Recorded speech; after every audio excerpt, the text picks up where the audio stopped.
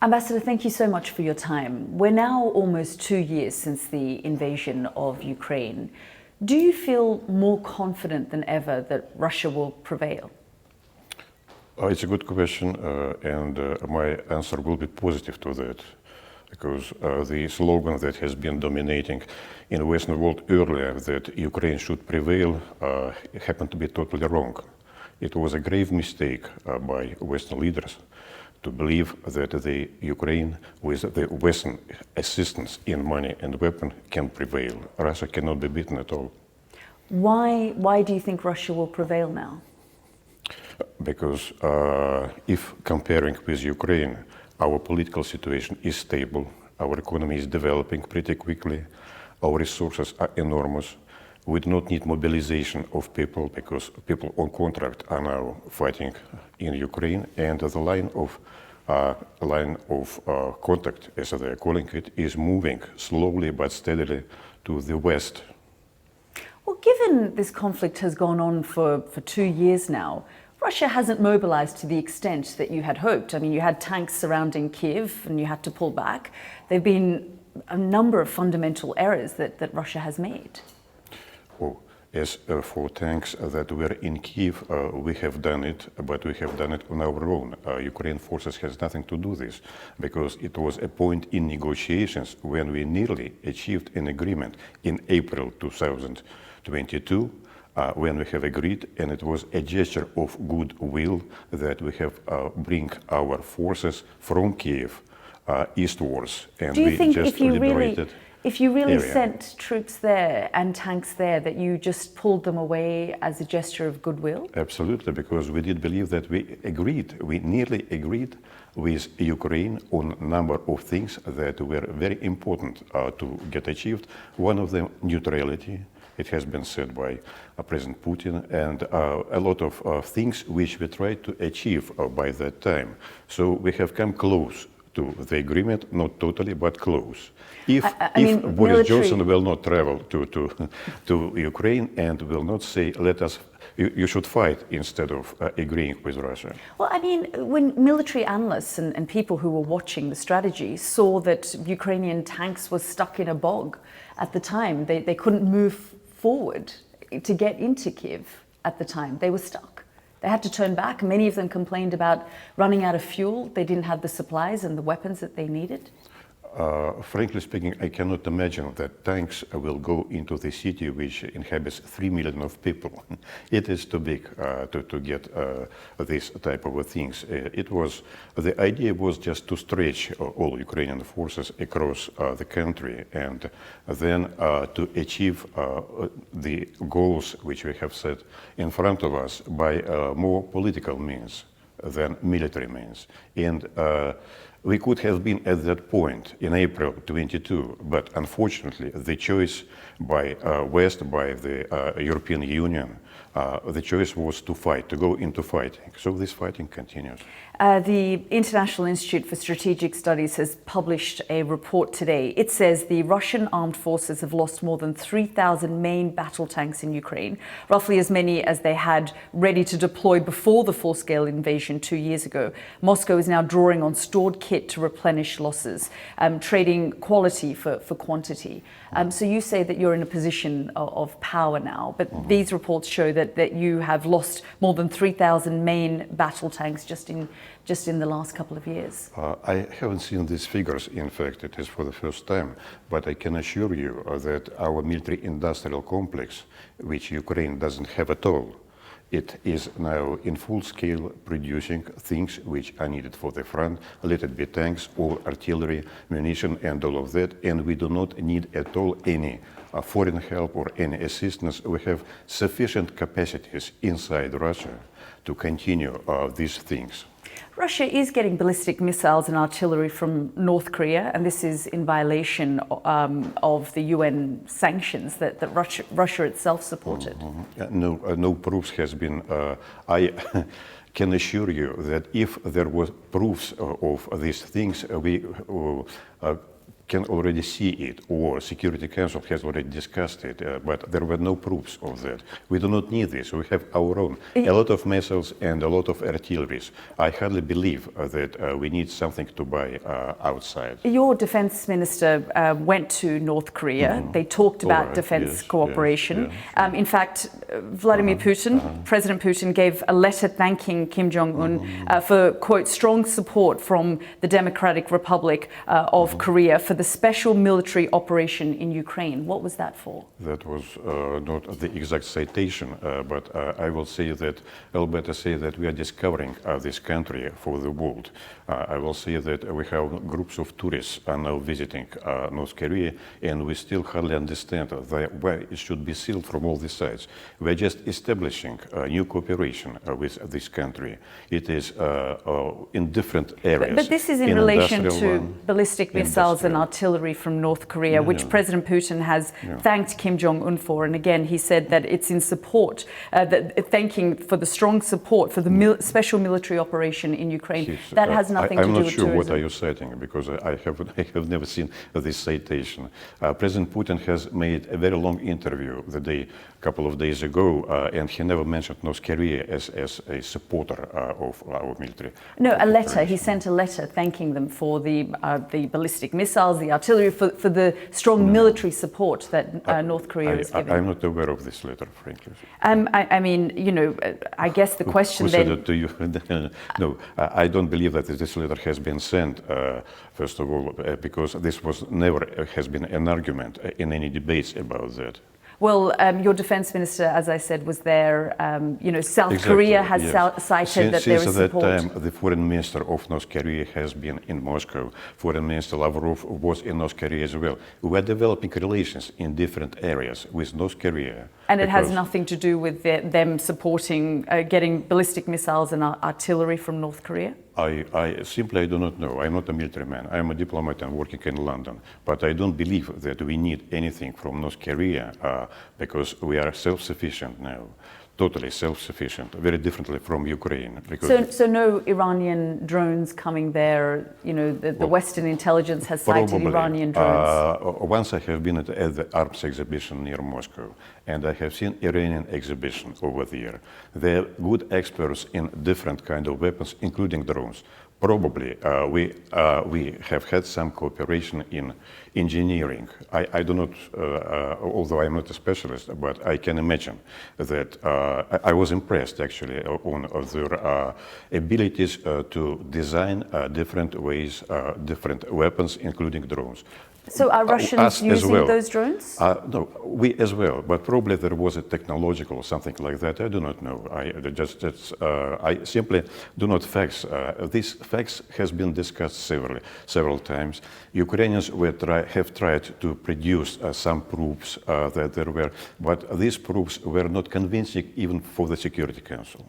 I'm going to mention what Donald Trump, the former US president, says, and he says he'll end the war between Ukraine and Russia in 24 hours. Do you believe him? It is difficult to predict in the first place who will be in the White House in January next year. So it is nearly a year from now. What's going to happen during this year also it is absolutely unknown. But you would rather Donald Trump in the White House? No, we do not say neither yes or no, because otherwise we will be immediately accused that we are supporting this president or that candidate. No, so we do not say about that. But what I will say, and what is important to understand, that at least Donald Trump is saying something about the end of the war, because all others, including Rishi Sunak, including the Chancellor of Germany, including the leadership of the European Union, they speak about continuation of war, continuation of supplying of weapons for Ukraine, continuation of supporting it financially. They would like that the soldiers in Ukraine continue to die. What does victory look like for you, for Russia? It's a big question, I will say, how the victory, the concept of the victory, what it means. It is, we need to achieve our goals. Our goals are well known. It is, we have several times said. To remove the government in Kiev? It is not in the goals. It is of the goals: demilitarization, denazification. Ukraine should be neutral and friendly to Russian people living inside Ukraine, which is very important, and outside of Ukraine. We need a good neighbor, a normal neighbor, not an instrument of breaking through Russia, which the West, the collective West, and NATO especially tried to do. Ukraine has never indicated that it wants to break through Russia. Oh, no. In fact, Russia has annexed Crimea. It now has the invasion, which you yourself also said would not happen in January 2022. You said to Sky News that the invasion wouldn't take place. Foreign Minister Sergei Lavrov said there would be no such invasion. We heard this time and time again from Russian officials, and yet that's precisely what we saw happen. All of these things, like especially military operations, will not be needed at all if we were not certain that Ukraine was preparing to resolve the issue of Lugansk and Donetsk by force. It was accompanied by NATO efforts to establish in Ukraine NATO presence. UK was prepared to build 2 naval bases. For instance, I'm just taking the example of UK. One in Azov city in Mariupol itself, and the other in Black Sea, in Nikolaev, if I'm not mistaken. 2 naval bases for NATO. So, plus Operation Orbital, preparing Ukrainian soldiers. US was actively involved in building up Ukrainian army. At that time, we got absolutely verified information that during all these years, since 2014, Ukraine would like to resolve the issue of Russian people in Donetsk and Lugansk by force, not by negotiations, not by Minsk agreements. Minsk agreements were speaking about Lugansk and Donetsk joining back to Ukraine. And we were in favor of that, although it was very difficult. But Ukraine would like to resolve it by force, and otherwise it simply could not happen. I mean, the Budapest memorandum that Russia signed, signed this accord in 1994 and gave Ukraine, and that's why Ukraine gave up its nuclear weapons. In exchange, Russia pledged, and the UK committed to, with Russia, that one, they would respect the independence and sovereignty and the existing borders of Ukraine, and 2, refrain from the threat or use of force against the country. Both of these 2 things have been defied. It's an old question about Budapest Agreement, and we have answered on all levels, including me, very often on that. It has nothing to do with the revolution, Maidan revolution, which has happened 10 years ago in Ukraine, turning down the legitimate government on it. Then there was no guarantee for the new it was a new state, actually, after the revolution, and illegitimate powers and all of that. So it does not give guarantees to Ukraine. It was only one issue that was discussed in Budapest Memorandum. It was the withdrawal of nuclear weapons in accordance with the non-proliferation agreement. So that is all. I mean, Ambassador, you talked about the conditions and the need and what victory would look like, but are you surprised by the resolve of the Ukrainian people, that we've seen grandmothers, young and old, stand up and fight for their country? I know. No mothers are standing over there, so that is. I mean, I've seen it myself when I've spent time in Ukraine. Okay. We've seen probably in the beginning or something like that, but it is just imagine what Ukraine is now. It is now it's a teeny rope of financement of half of the budget of Ukraine. Economy does not work. It is industry doesn't work. Agriculture 40%. Population is shrinking. Just for instance, look at the leading article in the Times of yesterday. It gives an analysis of how Ukraine looks like now after the 2 years of the war. It's extremely difficult now for Ukraine to continue all of that. And of course, the best need is to understand that it was a grave mistake. But how much are Russians losing as a result of this war? Because, and how long can they sustain this? When you look at defense spending, for example, and security combined, it's set to reach around 40% of all your budget expenditure in 2024. I do not know where in your media they have taken this cipher. Because our defense expenditures, they were always covered in the budget, and it was always a state secret. Basically, those beyond those who are sitting in the government, people are not aware with how much of defense spending we are doing. So usually it was much lower cipher, and saying about 40%, it is something out of the blue. I mean, you know, again, to cite the International Institute for Strategic Studies, they've published this report, and they've said that, you know, yeah, I mean, they're saying that 30% of annual government expenditure is to its armed forces. No, this is it's impossible, because I more or less I'm quite a long work in the diplomatic service, and I know some ciphers, and I can imagine what kind of real ciphers are now. So it is very far from reality. I can only tell you. Let's talk about, again, the human rights situation in Ukraine. An independent international commission of inquiry on Ukraine which was established by the UN Human Rights Council. They've said in multiple reports of indiscriminate attacks, war crimes committed by Russian forces. They've talked about torture, rape, other sexual violence, deportation of children. They've said that they've released a new report to say that, you know, in Mariupol between February and May 2022, thousands of civilians were left dead and injured. But they say nothing about the recent events in Lysychansk, where Ukrainians has shelled on Sunday the marketplace during the hour where all families has gone out, and they killed 30 people immediately by cluster bomb, which are forbidden. I mean, I don't have details of that report, but I want to ask you. Yeah, no, I'm just telling you, because these reports, they are unilateral. They are looking only one side of it, and they do not want to look on the other side of it, at least. But you would admit that these crimes, which have been described in some instances as war crimes of torture, rape, sexual violence, have taken place? We can admit anything which will be unbiased, bilateral, and objective. These reports that you have cited, they are unilateral reports. They do not look at the on the other side of the medal. I mean, 14 years of bombing of Lugansk.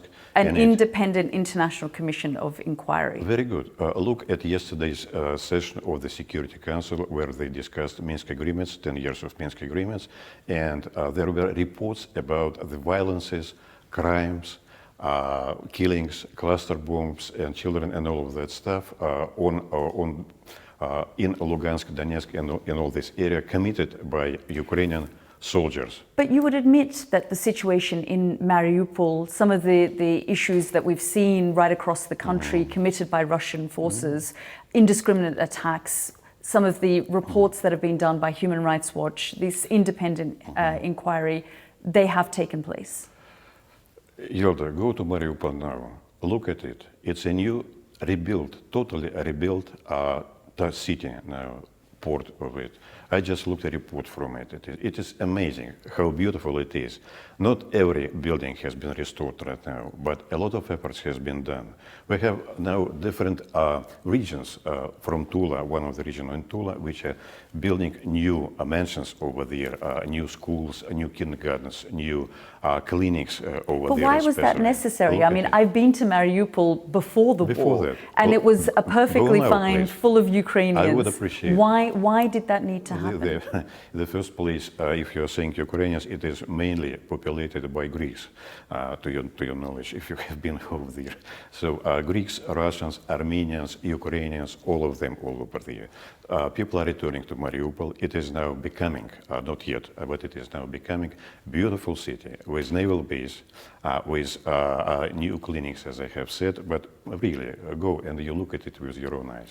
But you admit that in order to get to what you're saying Mariupol is now, it needed to be destroyed in the way that it was by Russian forces? They could surrender earlier than that. They could surrender Mariupol much earlier than trying to make a fighting place of it.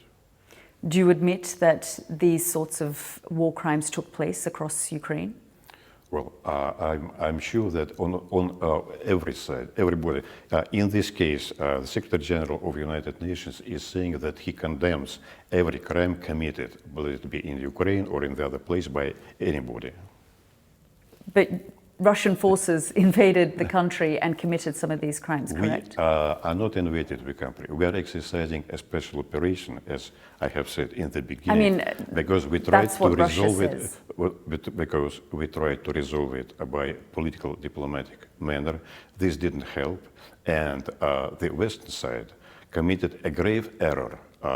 It continues to commit a great error because it is impossible now for them to admit that they are committing a miscalculation, an error, and all of that in order not to support negotiations that took place in April 22. You call it a special military operation. The world calls it an invasion. You said there would be no invasion in January 2022. No, if you will return to that days, I have several times already answered this question also to your station, to Skies.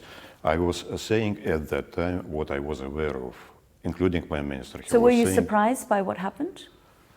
I would say that I was surprised because the tendency in general in relations between Russia and the West, Russia and the United Kingdom, was continued to deteriorate for several years. It was worse and worse. And it is like a spring. The spring is when it is being pushed by both sides. At one point, it is jumping simply. And what are relations like now with Rishi Sunak? We have no relations with Rishi Sunak, given that every day he is insulting, nearly insulting our president, the government, and all of that stuff. So we have no political relations with UK. We have contacts on the level of embassies and ambassadors, which is absolutely important.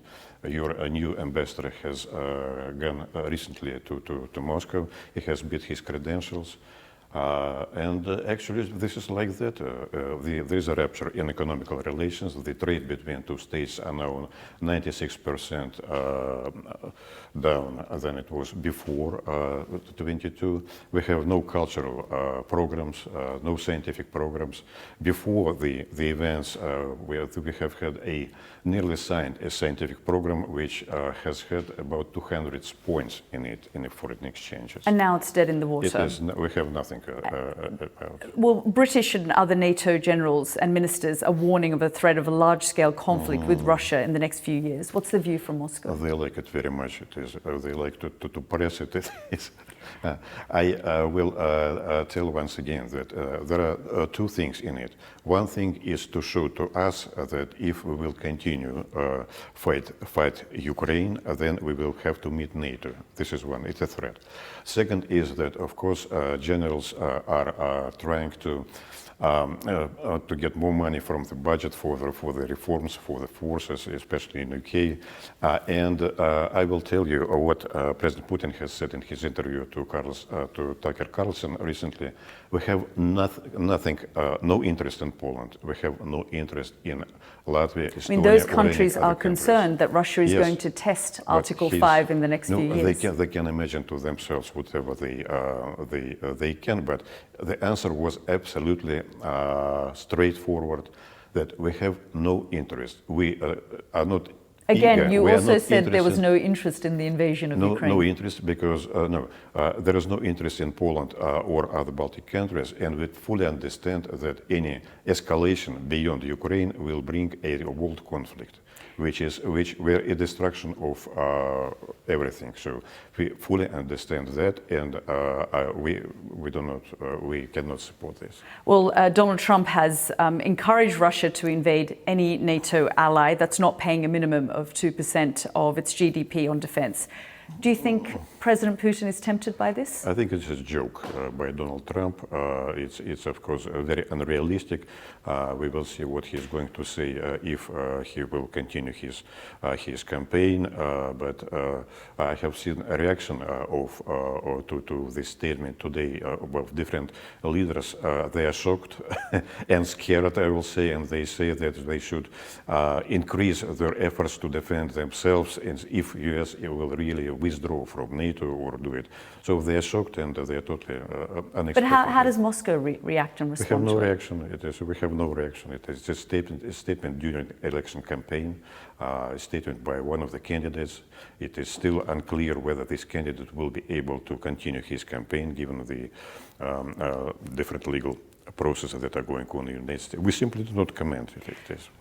Will Russia interfere in the US elections so that Donald Trump can win? What we shall do? Will Russia interfere in the US Interfere. election? We have no means to interfere in any election campaign, first of all. Second is we have no interest to interfere in the election campaigns, either let it be in Britain or in the United States or any other country. That's not what the intelligence community they like it in very the much. US said about the 2016 election. They like it very much to see we are to blame for everything. We know that we are interfering in Scotland, for instance, but we have only one person, our Consulate General in Scotland. It's a story also for these intelligence groups of forces who used to push Russia, who used to do only one thing. It is the policy is to push Russia, of course. Let's talk about the Russian elections, which are coming up in the next month. Any voices that oppose Vladimir Putin is silenced. We've seen what's happened to Alexei Navalny. We've seen Boris Nadezhdin, who was evicted and prevented from going any further in the elections because he opposes the war. Boris Nadezhdin, he is an interesting figure, I will say, in our politics. He has got some support in different circles, and for them, he should be just more careful about building up his election basis, because when he has brought all these signed supporters, list by supporters, there were lots of discrepancies, unfortunately, and the level of discrepancy was 3 times higher that is allowed by the legislation. So it was 15. So he should be more careful than that, unfortunately. Because he opposed Vladimir Putin. No, not because of that. Because he has. That's what he says. That's what the world believes. Because he was speaking up against the war. Because he was standing in opposition to Vladimir Putin. He's now been prevented from taking part in the election. As I have said, that his voice has been heard. He was pretty accurate, but the point is that he need be more accurate about all these things if he would like seriously to compete against Vladimir Putin. But let me finish, please. Frankly speaking, I don't believe that he would have any success in that, because the overall support to the President Putin, it is now 79% among the population, 79 to 80. Well, when we know what the outcome of the Russian elections will be... No, we do not know. So it's a democratic process. Let us see what will be the outcome. Why bother with the pretense of a democratic process when we know the outcome? No, what I can say, it is, I do not know which example to take. Of course, there are democracies has very many faces in it.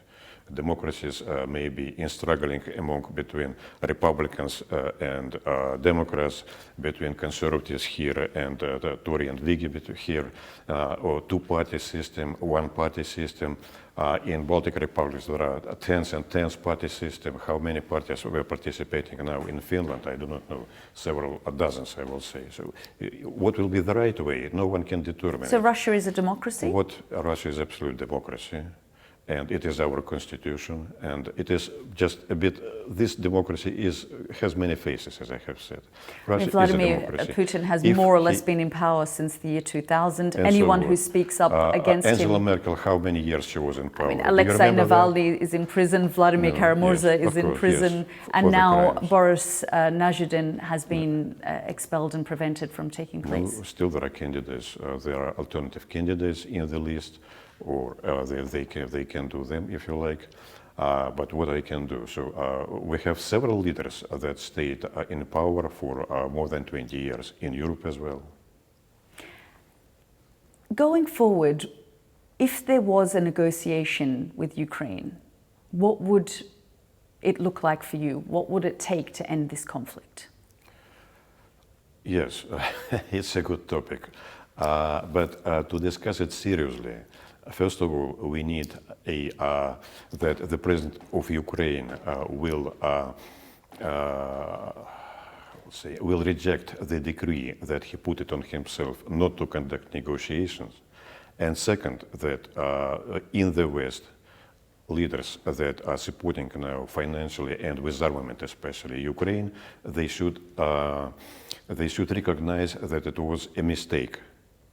You don't recognize that invading Ukraine was a mistake? No, it was a necessary step, unfortunately, because during all that time, and I do not want to repeat myself, during all that time, since early 90s, we were saying that we need, early 90s, I'm telling about reunification of Germany, we need peaceful state, undivided security for all, including Russia.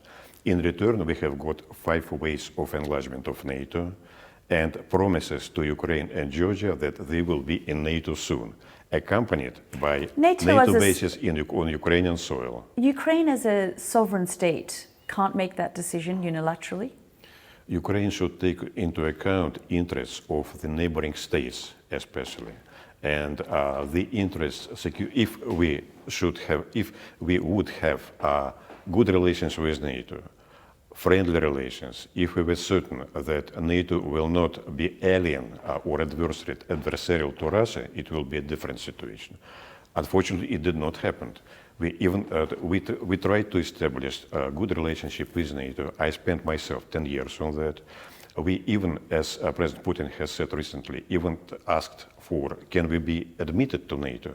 And it will be a resolution of the question for all. He asked Bill Clinton about that.